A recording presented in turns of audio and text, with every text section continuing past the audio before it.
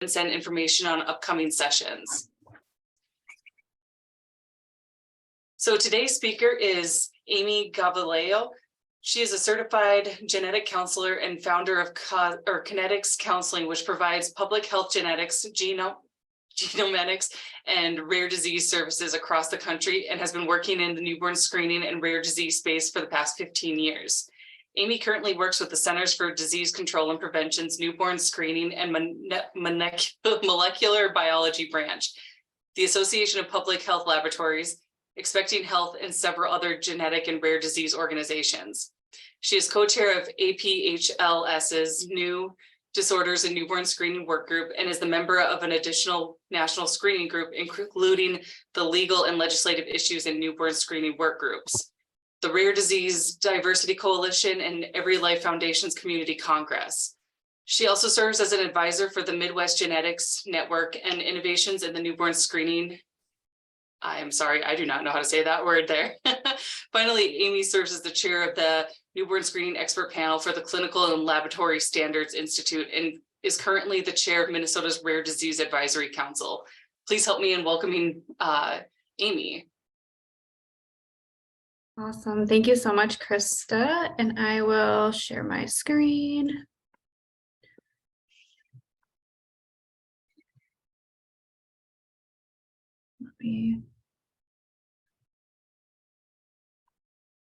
All right, where did it go here?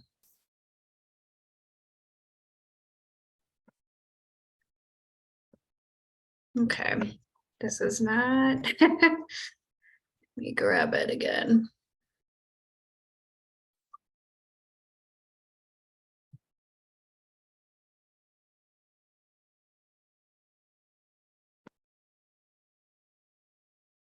Okay, why is this not working? All right, can we see this now? Perfect. Okay, so yeah, thank you so much for allowing me to talk today about how to have difficult conversations and really how to acknowledge and understand underlying trauma and provide trauma-informed care. So this is the outline for today, and quickly in the next 15 to 20 minutes or so, I'll go over various frameworks that have been developed to provide guidance in having difficult conversations. Then we'll briefly talk about the concept of trauma as it pertains to medicine, and then we'll move on to some general components of providing trauma-informed care. But first, I want to highlight why it's important that we even consider this topic, why it's important to think beyond what we are communicating to consider how we are communicating it. So this slide indicates the results of a couple of studies that showed that while about 90% of clinician respondents in one survey felt that, of course, delivering bad or high anxiety news was an important skill, only about 40% felt that they actually had the appropriate training to do so effectively. And similarly, in another study among physician respondents, only about 30% thought that they had learned adequate communication skills and that this had really an impact on their kind of professional satisfaction as employees. So let's start with a review of frameworks developed for medical professionals and having difficult conversations. But first I think it's helpful for us to consider what we even mean when we talk about difficult conversations. So of course, I think when we think about this topic, we automatically focus on, providing bad or high anxiety news. But difficult conversations with patients and families can really mean a number of different things, including disclosing errors that have happened, maybe assessing the need or readiness for some very real needed behavior change. It can be just even working with patients or families who may be upset, angry, or traumatized, as well as dealing and providing with maybe elusive diagnoses. You can't figure out what is the underlying cause of the health issues, or working with families who are going through the diagnostic odyssey, or even providing a diagnosis that is a bit ambiguous. So as we think about difficult conversations, kind of keep all of these potentially in mind. So certainly understanding the importance of effectively having difficult conversations in a range of medical scenarios, there have been a number of frameworks or models for these conversations that have been developed. I've listed 4 of the more common options here, and I'll definitely touch on each one in the next few slides. So we'll start with probably the most well-known one, known as the SPIKES protocol. So SPIKES stands for Setup, Perception, Invitation, Knowledge, Empathy, and then Summary and Strategy. And I really like the way that this particular table from Swarovski et al. Set this up. So, really starting with the physical environment, the surroundings, is it conducive to having these types of conversations? What is the kind of comfort level? Where are you sitting in relationship to the patient? Then really asking these questions, starting with asking some questions in terms of how, the patient perceives the current medical situation or the situation at hand. Invitation, again, kind of along that ask standpoint in terms of just understanding what the patient already knows. What are they coming to the table with? Where are they at in terms of receiving this information? Then we move to knowledge, which is, again, really this tell or communication piece where you are going to be disclosing whatever information you have. The E is empathy. So really looking and responding to how the patient responds to that information, acknowledging the emotions that are happening and providing reassurance. And then ending really again with almost like an action plan. So summarize what's been said. I think we all know often when we are providing news of any sort in medicine that only a small bit of what we say is usually taken into and heard. So providing the summary and then a strategy and action plan for what are the next steps. So this is really the SPIKES protocol. This particular table kind of aligned it with the ask, tell, ask, which is kind of a general framework as well. But you can see kind of how this suggests going about having these difficult conversations. And this was really originated in the oncology literature as well. So the next one I'll review is the SHARE model. You will notice that it is quite similar to the SPIKES protocol, but many clinicians seem to feel, I think, that it resonates a bit better with them. And so that's one point that I'll make with all of these is that I don't think that there is one, particularly better framework or model than others. And you'll notice as we go through them, they are all very, very similar. It's really what resonates for you and what makes sense for you and kind of how you like to communicate, your communication style and the environment that you're in. So the SHARE model, again, is really very similar to SPIKE. So again, we're talking about setting up that supportive environment, really thinking about how to deliver this news, gauging where the patient is at, kind of what they're coming to the table with, what their support system is, and then actually giving that additional information, again, providing that reassurance, really that plan that we're going to be in this together and figure things out. And then this one ends with empathy. So the GREAT framework, this was developed, I think, largely with kind of nursing in mind, and it's, again, very similar, but more of a framework for engagement. So I wanted to add this one as well, because it's a little bit different in terms of not necessarily just so focused on providing bad news, but just how to foster engagement with your patients and a relationship with your patients, which is going to be really important as we think about trauma and trauma-informed care and gaining that trust. So this one really starts more in kind of a greeting and building rapport, really active listening, again, that body language, kind of making sure you're understanding where the patient is coming from. Again, they talk about that eliciting knowledge, evaluating anxiety level, and then kind of setting expectations.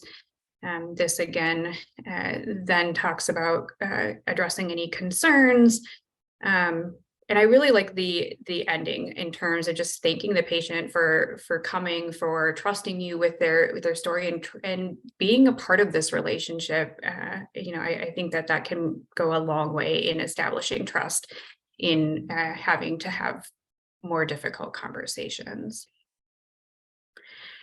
So the final one that I'll talk about is called the breaks protocol. And this is a bit of a newer one. And again, you'll see quite a few of the same themes, but I wanted to really, again, provide a number of ways to look at this just so that each of you can kind of find one that fits for you and makes sense for you. So background, rapport, we've talked about already. Exploring, again, this is where is the patient coming from? What do they know? What questions do they have? Where are they in this journey and in their willingness and ability to absorb any information? Announce, again, is just providing that information. Kindle is confirming that the patient understands what you've told them. So again, kind of reiterating what you've said, maybe ask them to repeat it back to you, seeing how and what they've absorbed of that conversation. Again, it may be very little at first. And so having this confirmation or having a plan to re-summarize and revisit the points in verbally or in writing is really important as well. So these are kind of 4 of the again, most well-known frameworks in terms of considering how to deliver the difficult news. So with that, I wanted to touch a bit as well on the concept of trauma and trauma-informed care. This is certainly a piece that is gaining more traction and more attention, and rightfully so. It's been, I think, kind of woefully not thought about prior to recently. So when we talk about trauma, I think it means a number of different things to a number of different people, but I really like this definition as it pertains to thinking about trauma in the medical world. So this says that trauma refers to experiences that cause intense physical and psychological stress reactions. It can be a single event, multiple events, a set of circumstances that it's experienced by an individual and perceived as physically and emotionally harmful or threatening, and that has lasting adverse effects on the individual's physical, social, emotional, or spiritual well-being. And it's important to note in this definition that, it's really an individual response. So a single event may cause trauma in one individual, may not cause trauma in another. So, really thinking of it as not only the event and what the experience was, but the perception by the individual and how they have responded to that event. So I know I'm a genetic counselor, so I want to focus a little bit on thinking about children with genetic conditions or rare diseases, because they are at increased risk for a wide range of trauma, as well as ACE exposure. So ACEs stand for adverse childhood experiences, and this is kind of like a subset of trauma as well.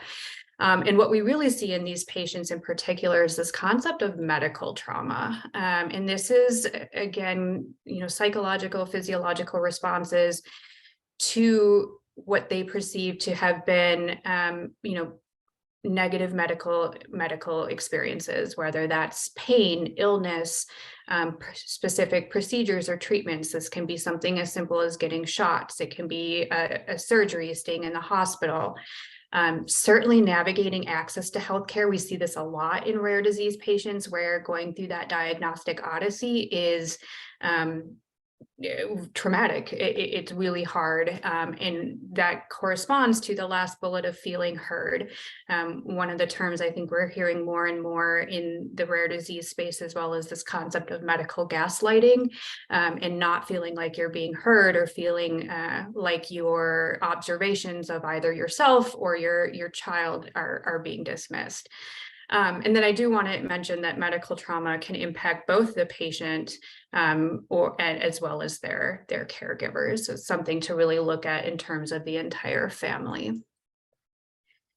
This is just a quick slide that shows kind of some of the types of events that can lead to trauma. Again, this is focused on genetics, but I think we could certainly expand this to anyone with kind of chronic or complex disease. And so you can imagine, we've talked a bit about navigating the system.